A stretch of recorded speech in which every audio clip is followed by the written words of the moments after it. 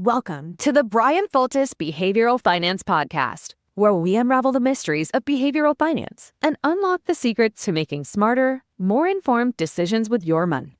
Now, here's your host, Dr. Bryan Foltice. Welcome, everybody, to the Bryan Foltice Behavioral Finance Podcast.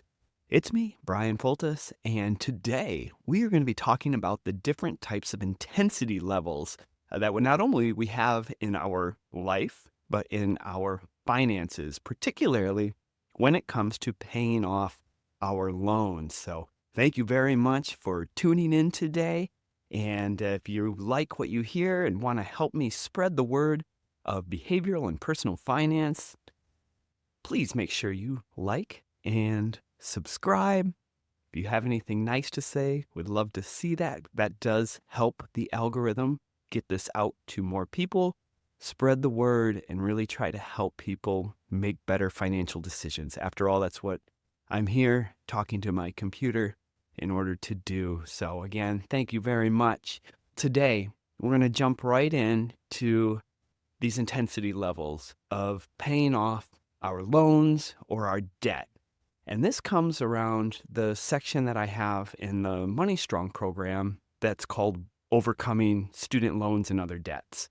And this is where my approach differs from other people who are trying to help people do similar things, which essentially our objective is trying to get people out of debt in order to not go back into debt, and then we can build wealth.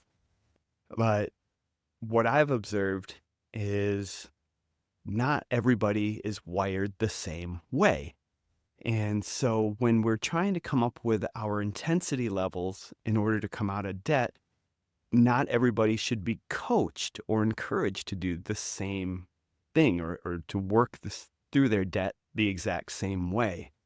And so instead of doing this run for your life, get your out of debt as quickly as possible, I don't care if you starve yourself or whatever, ramen noodles all day, I'm going to take a step back and lay out 4 different levels of intensity, talk about the pros and cons behind them, and then see with an eye which one fits you best, or maybe the individual that you're trying to help or know that's in debt, which one fits them the best. This is not a one-size-fits-all objective here. And I always think about this too, where when I was growing up playing basketball, I had this do or die mindset that win at all cost, and if you lose, it was literally the end of the world. And you might say that's tongue in cheek, but when I was in high school, I remember losing a game, playing poorly, and I would sneak through. I left my car, I snuck through the back door because I knew all the college coaches were waiting out front, right outside of the locker room. And so to avoid them, I went in the back door and walked 3 miles home in the cold. And I actually stopped at Burger King and I sat there with a Coke at Burger King by myself until Burger King closed, and then I walked the rest of the way home. And I look back and go, I took that so hard. Similarly, had a game in college where I played terrible and we lost, and decided that I did not deserve to sleep in a bed that night. I drove out in the middle of nowhere and slept in my car that night, and was really just took these things really hard. So then I realized this actually helped me, because I remember being in close games going, you know what, let's find a way to win this thing, because I don't want to sleep in my car. I don't want to put that on myself anymore. And so we would win these close games. We'd find this within ourselves to hit buckets or make plays in order to win these games. And found there was like this real satisfaction around those kind of things as well. We're going to talk this summer. I've got it all teed up because there's a bigger purpose here around living a rich life and mental health and intensity levels, how it all plays together. And I'll just give you a little prelude here that this mindset of super high intensity, super do or die, it can help you in some ways, but it also, if you keep talking to yourself in this way and it's a negative loop, like a negative coach, then this can really backfire and set you back. And so we'll talk about that later. But yeah, my intensity level around that was super, super high. So when I had my loans in my 20s, and we said, hey, I'm going to make the decision to get out of debt, how do you think I went about it? Lackadaisically, or, oh, let's just see what happens. We'll let it play out. No, it was just unbelievable discipline and merciless to the penny. And so that was my approach. That was my effort level, all in. Every cent counts. We're going to get out of this as soon as possible. And it's just do or die, just like I would play a basketball game. And then when I would go coach basketball, I had that same approach of just real discipline and it's all about winning. Let's just get the win and realizing that my players weren't acting the same way. And I get really frustrated. Why are you not acting as if this is do or die? And I finally said, oh man, this is not, you can't force your intensity level or your will on other people. You can help coach them, but you have to realize that not everybody is wired like you. And so I went and I saw my buddy who, this is when you play college basketball, you go through this, even all these years later, I know they've got my back. I've got my teammates' back. And even if it's been a number of years since we've talked, we'll pick up right where we left off. There's this real camaraderie and brotherhood around this. And one of my former teammates is a Division II men's basketball coach in Michigan. And they won the national title a couple years ago now, I want to say. Have a great program. And one thing I could identify with him is our do or die attitude. We were very similarly wired around that. He won a ton in high school. So did I. We won a ton together in college. And I saw him having success with his Division II players. And you're winning national championships there. That is some real good quality basketball.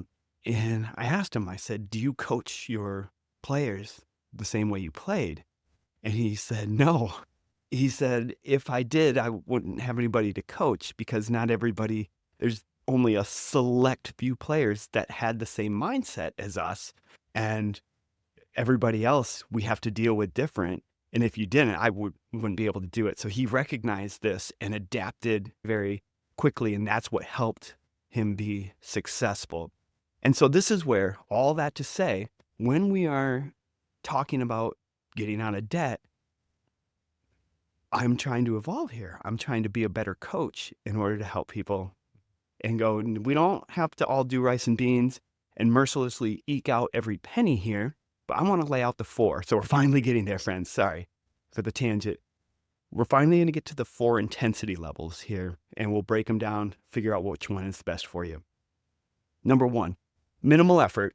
This is minimum payments and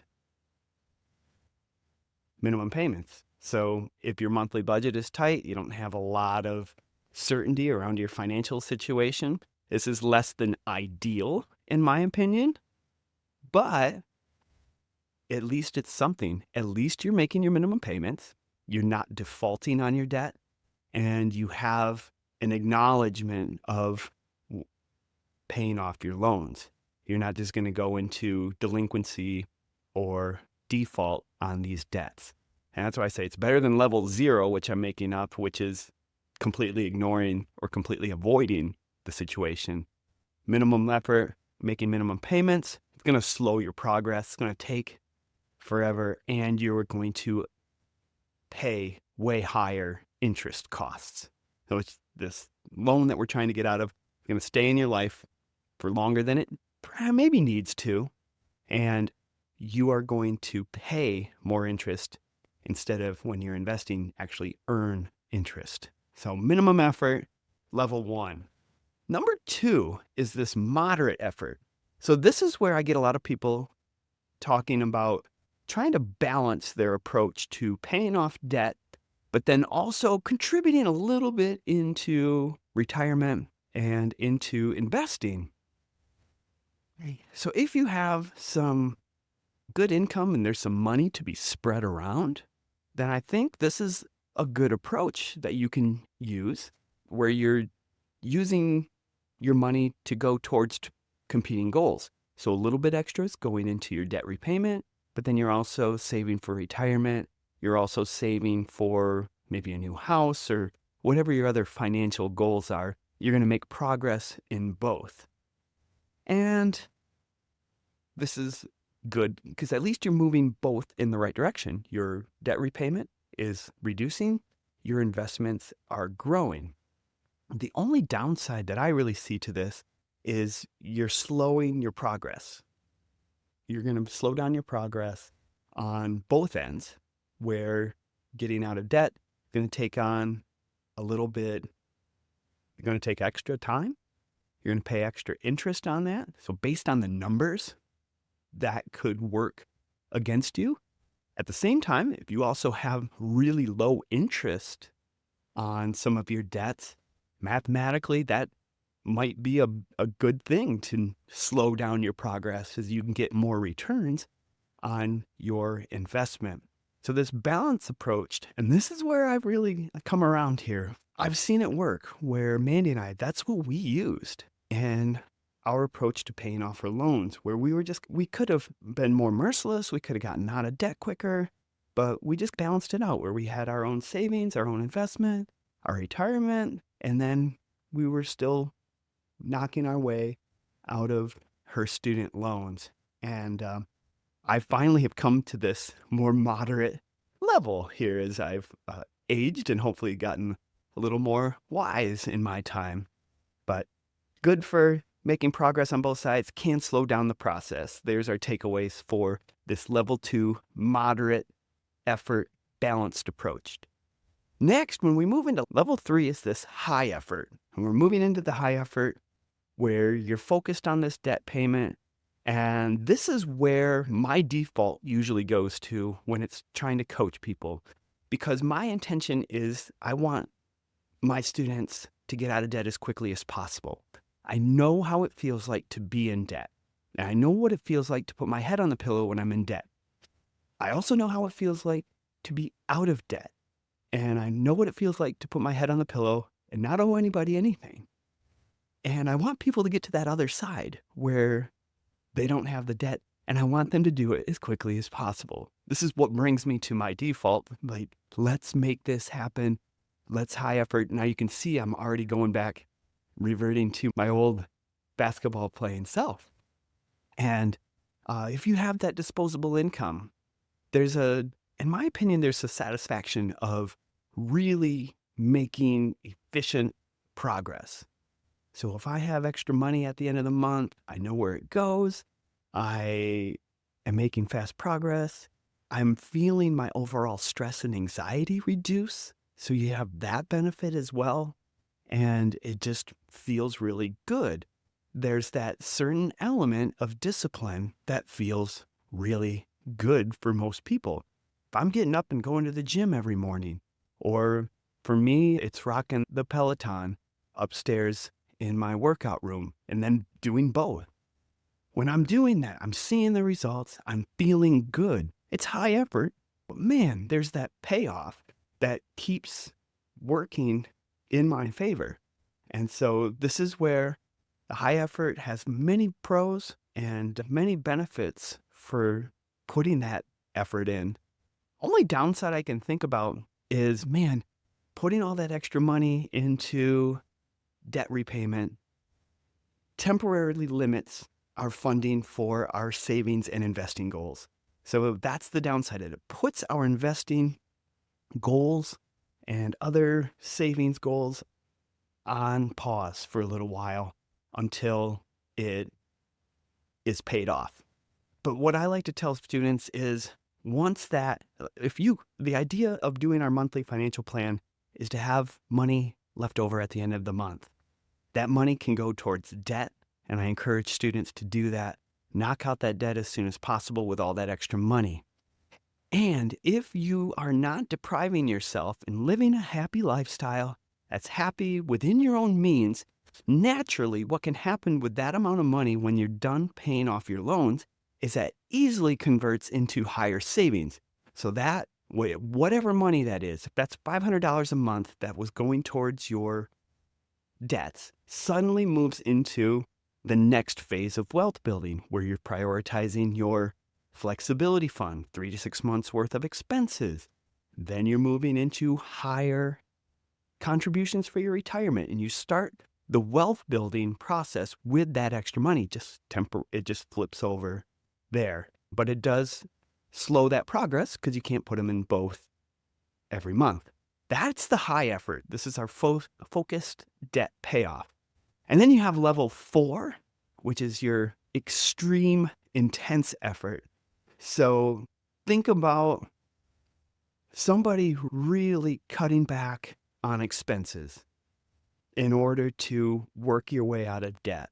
It's high effort on steroids, where this is where you are really not doing anything fun, or I take that back. You can still do stuff fun, but you have this extreme focus on whatever you're doing is not going to cost any money. All of your expenses are very minimal. This is more or less, I was between this 3 and 4 level where you're merciless, where I remember I called my ex-wife when we were first married. We were 21 years old, or in our 20s, right? And I was like, I remember calling her saying, I saw that you got lunch at this bagel place for $8, and I thought we really were on this. And I look back on it, oh gosh, Bryan, chill out, bro. And so anyway, I can see this extreme effort. I had good intentions. We were going to change our whole trajectory of our finances. The intention was good. Execution was very extreme. And so obviously you can get debt-free as quickly as possible. You are going to reduce your interest expenses as much as possible through this really extreme way of living. But there's a couple of things here that I want us to be aware of if we're in that mentality. And one is obviously really this deprivation thing of not feeling, maybe there's a sense of we're trying to get this out of debt, but then there's also an underlying feeling of not feeling worthy or not feeling good about yourself. And so maybe there's more to it than just your extreme effort. This is coming from my own experience of really finally figuring out, hey, there's something more to it. It's called mental health, and let's work on that. And then when that lines up, all the other things fall into place. But anyway, this extreme focus or this extreme effort can have some burnout feelings, the feeling of deprivation, and then also this feeling of scarcity, which means where there's never enough, or we're just trying to eke out with this finite amount of income that we have, and there'll never be more, and we're living just within some of these confines. And I think that this provides some sort of issue sometimes when we get out of debt and are now building wealth.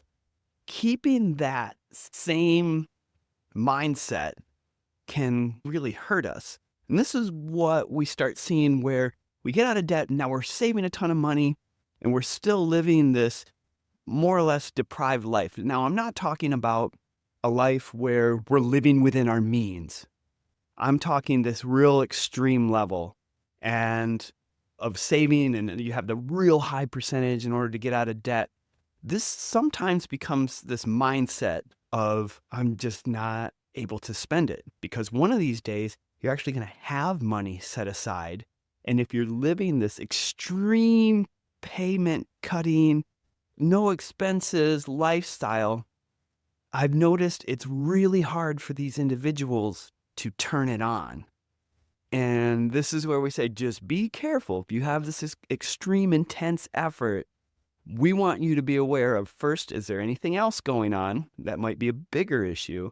And then secondly is, let's think about what we're doing this whole money thing for, and think about how we're going to be able to switch our mindset into something that is abundant and not restricting. And if we actually have money, will we use it in the right way, or will we continue to deprive ourselves for it? We've got 4 levels of effort here when it comes to paying off the loans. And that's where I want you to think about which one best fits you, and then design your financial goals around that level. And we can talk now the same jargon or the same language around this, because now we know that, hey, there are 4 different levels. It's not all about rice and beans and getting out of debt as soon as possible. There are different ways to do this. Choose the one that best fits yourself. Friends, if you made it this far, I applaud you. Thank you very much for listening and all of your support. And once again, if you need anything from me, find me on YouTube or most likely on Instagram, Dr. Bryan Foltice. Would love to hear from you. Thank you all very much. Have a wonderful day, and we'll see you next time. Thank you for tuning in to another episode of the Bryan Foltice Behavioral Finance Podcast. We hope you found our exploration into the fascinating world of human behavior and finance both enlightening and thought-provoking. Be sure to subscribe for future episodes. And until next time, stay curious and financially savvy.